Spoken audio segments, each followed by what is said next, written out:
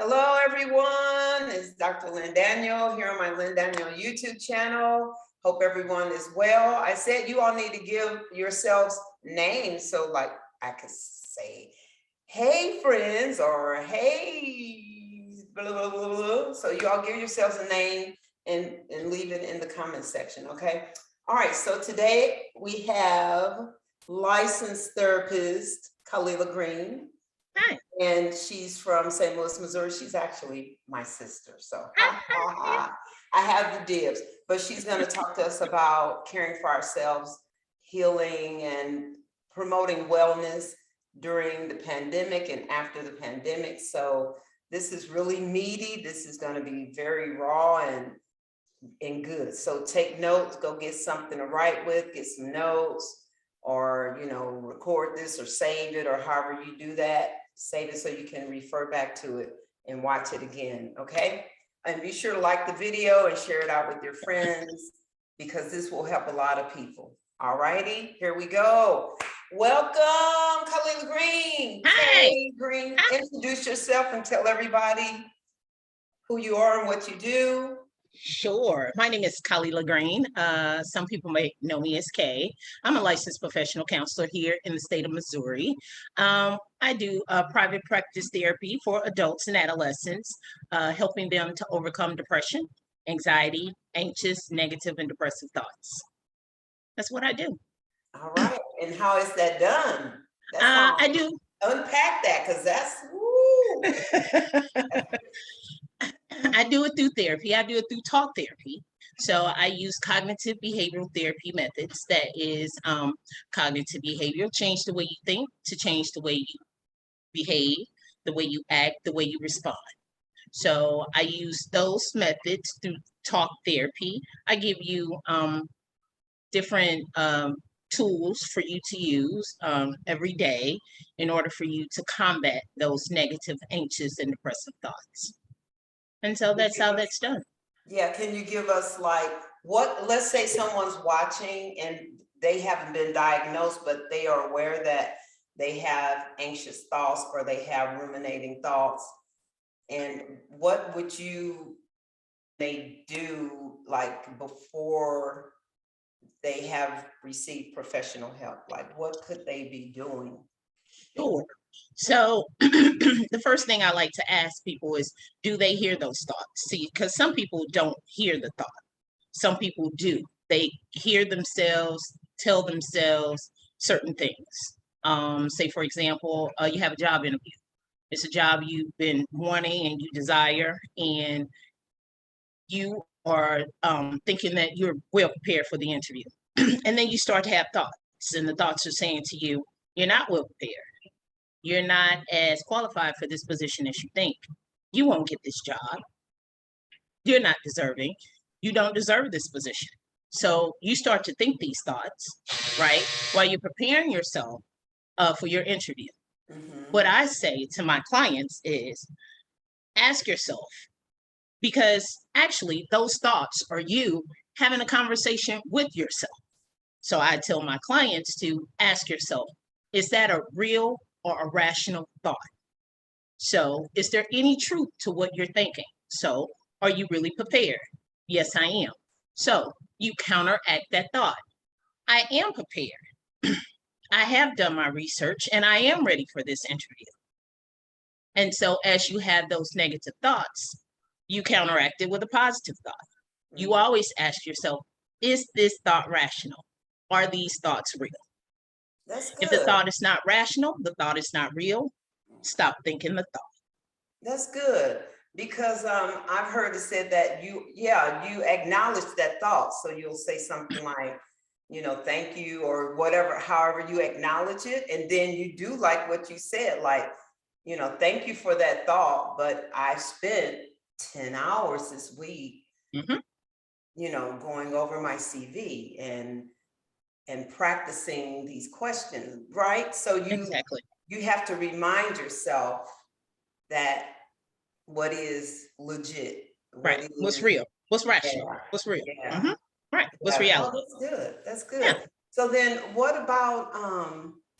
So last year when everybody was just locked down and shut in, and you know, how, because I know how I dealt, and I was sharing it on my panel, but I don't think I shared it on here, so I won't say it. I'll tell you privately. But I know what I caught myself doing, or I found myself in, and then I just chose to work my way out of this new habit that I was forming, because it wasn't serving me. It was not one that I had done before, and it wasn't benefiting me. So I just made myself stop and started doing something else. Now, is that healthy? Like, would you recommend people do things like that if they're not able to get help? Or how would you address that for people who feel they are not in a position to get professional help? So what we realized during the pandemic is we lack coping skills. That's what those are called, right? And coping skills are the skills that we use in order to help us overcome stressful and anxious situations, times, right? So coping skills, we use simple coping skills, watching TV, listening to music, right? Some people go to church. Some people like to shop, right? Talk on the phone. Things that you do that when you do it, it releases the feeling of the anxiousness or the anxiety. And it gives you a feeling of calmness for a while, right? People exercise, meditate, right? As a way to help themselves overcome these feelings, coping skills. What we learned during the pandemic is that a lot of us didn't have coping skills because we just kind of are on a continuous cycle of doing things. We wake up, we go to work, we pick up our kids, we take up a practice, we come home, we cook dinner, we do homework, we go to bed, we start over, right? So we're in this continuous cycle. So what we found out during the pandemic, we had this downtime where we couldn't do things, and then we had to find things in order to help us overcome these anxious and depressive feelings, where usually we just go. You anxious, you depressed, you go to Walmart. It's open 24 hours, right? Yeah. Right. Right. But during the pandemic, you couldn't do that. And you were stuck in the house. And you were stuck in the house with other people. So now what do? Right? So a lot of people use coping skills of alcohol, sleeping, overeating, watching a lot of TV, as a way to deal with those feelings, right? We found during the pandemic, a lot of people reached out for mental health help during that time because they didn't know how to cope during that time. So they had to learn coping skills. That's even if you go to the corner by yourself and did 20 jumping jacks and 15 burpees, and you found yourself a little exercise, but it's something to help you calm down those feelings and help you recenter yourself, right? That's what a coping skill is. So what we found during the pandemic is that a lot of people realized they didn't have it, and then they became really overwhelmed and then started to do things that they normally wouldn't do, maybe drink excessively, right? People took up, maybe watching too much TV or doing things that they just would not do because they didn't know what to do. So what we found during the pandemic is that, people found out that they did not have the appropriate coping skills and know how to navigate their emotions and their feelings. And this was a time for them to learn that. So, and some of those coping skills are good, like going to church, because you can learn a lot of really good survival skills and coping skills in church, like through reading and through prayer and through just sitting quietly, listening to like calming music and reciting scriptures, right? So church is for me, I mean, that was something I did young in my life, and I just carried those habits and what I learned into as my coping skills. But during the pandemic, I gained 17 pounds, and not at the beginning. I think it started like around maybe August, September, October. I just boom, And then I started drinking wine like I had never, it was problematic for me because Mm-hmm. to go from 0 to 60 having wine at dinner every day, 2 or 3 glasses of wine. Mm-hmm. No, that, Mm-hmm. you know, and Mm-hmm. so I saw where even though I had my exercise routine, I had things in place, it was something about the pandemic that just, plus I was finishing that dissertation and that was stressful and the support was, you know, so people who were having issues like illnesses, Mm-hmm. like strained relationships, like school, their children struggling with school. Speak to that. I speak to that. I would say use your resources, use your family, use your friends. As parents, probably have friends and other family members going through the same thing as kids in school. See how you can help each other. Maybe, one day kids can come to your house, next day kids can go somewhere else, to help each other so you can get that me time. Mm-hmm. We don't get enough me time, right? And we need that me time. What happened during the pandemic to you happened to a lot of us. The things that we would normally do to deal with our stressors, we didn't have to do. You probably wouldn't drink wine normally because if you were stressed working on your work and something would happen, you could get up and you could go somewhere. Yeah. Right? But you couldn't do that. Support was different because we couldn't see our loved ones because we were locked down. Yeah. Some of us were shelter in place and we had to be with the ones we were with, right? And so made it hard for us to take care of ourselves in the fashion and form that we were used to, the good ways that we were used to. So it was easier for us to fall into bad patterns and bad habits. I think a lot of us did gain weight more than, if anyone told me they lost weight during the COVID, it's because they caught COVID, right? Or but they just, maybe, I know some people who did lose weight during it, but they chose to. They Said, well, I don't have anything else to do. Let me control something. I can control this, right? Yeah. So yeah, some people did. That's true. But most of us didn't. Right. Most of us didn't because we didn't. After a while, we didn't know how to cope. Those good coping skills that we had and we were using, then they got old. Mm-hmm. Oh my gosh! Relief. It was like no relief. It was like no relief was coming, and for teaching remotely, things were being added, stressors were being added on, technology issues, kids not turning on their screen so we couldn't see the kids, teaching without the right tool. I mean, it was teachers across, like my friends in the different teacher groups I'm in, some of them quit. It was like, enough, I'm done, so thank God we made it through. But the reason why this is important is because of what is being heard, like in the news, like what are they calling it? The darkest or coldest winter, or the darkest Christmas or something. So something is looming and we want people to be prepared. We don't know what that is and what it's going to look like, but we want to front load people to be prepared. So what if you could give people like 3 tips to make it through this darkest winter, whatever this that they're claiming? I mean, yeah, what would you recommend people do to prepare for unexpected emergencies or whatever?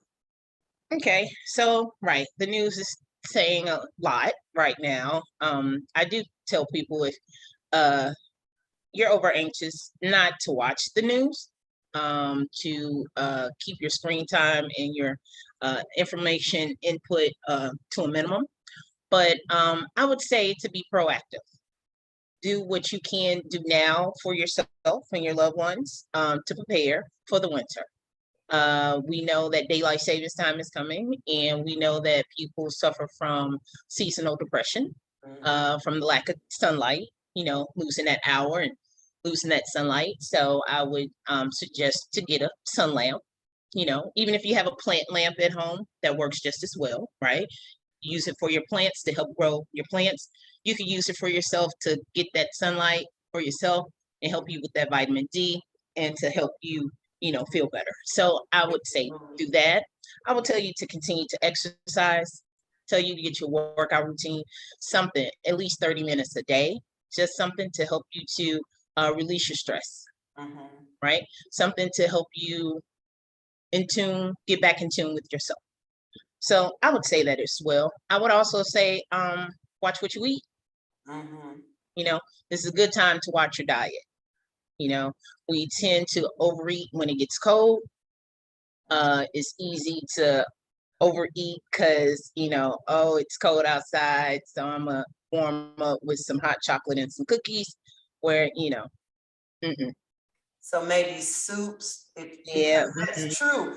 You do, for me, when it's cold, I do like warmer foods, so soups, but I have been doing soups in the past few years.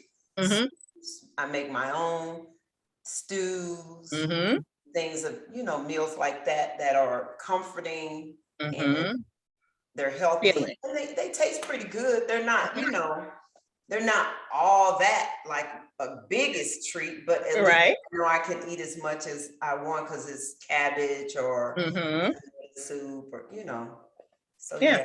So you said exercise, eat right, and what was the first one you said? Like coping. Oh yeah, I told you get a use your light. Get a light since we're gonna lose the daylight sunlight time. So I'll get a light for that vitamin D. Just I will be proactive, being that they're saying that Christmas is going to be gloomy. I would start going Christmas shopping now. I would start to do those things or make things. Yeah, recycle. Yeah, it's okay. It's okay to recycle. It is okay if we don't. Okay to recycle. I think that's the attitude is like the biggest control factor. So if we say it's okay if I can't go shopping and buy $1,000 worth of things, you could bake things for your family. You can give fruit. There's so many other things. You can make cards. If it's, so quality time is always a wonderful gift, right? New traditions like gratitude traditions or making vision boards and praying, meditating, as a family. Yes, it's about, I like to tell people not to fall into society's narrative of what you should be doing, right? So society gives us this narrative that we go to high school, we graduate, we go to college, graduate from college, we get a great job, we find a spouse, we buy a house, we have 2.5 kids, we buy a minivan, get a dog, we go to Disney World, right? This is what society tells us, this is what we strive for. And then we're striving for these things and think we have to hit these goals by a certain age. Oh, I got to graduate from college by the time I'm 21. I need a mate by the time I'm 25. We got to have a house by the time I'm 28. I got to have my first kid by the time I'm 30. That's exhausting, right? What you're doing is you're missing out on life. You're missing out on the experiences. You're missing out on things that you should be doing. You're missing out on these things and you're living in this cycle that's causing you to be stressed and anxious, depressed, and in this emotional cycle that you don't know why you're in it, but you're stuck in this hamster wheel, right? That society has put us in. And I just tell everybody, jump off the hamster wheel and live life as you want to live it, right? So maybe you don't go to college right after high school. Maybe you are a person who have to experience life first before you go to school to decide what it is you want to be. Well, do that, right? Maybe you need to travel and after you graduate from college and get some experience some other way besides a job, right? Go do that, right? Maybe you're not ready to get married and have kids at 28. Well, don't. right? Date, have fun, enjoy life. I tell people to experience it and don't live your life by these fake rules and boundaries that other people have put on us, right?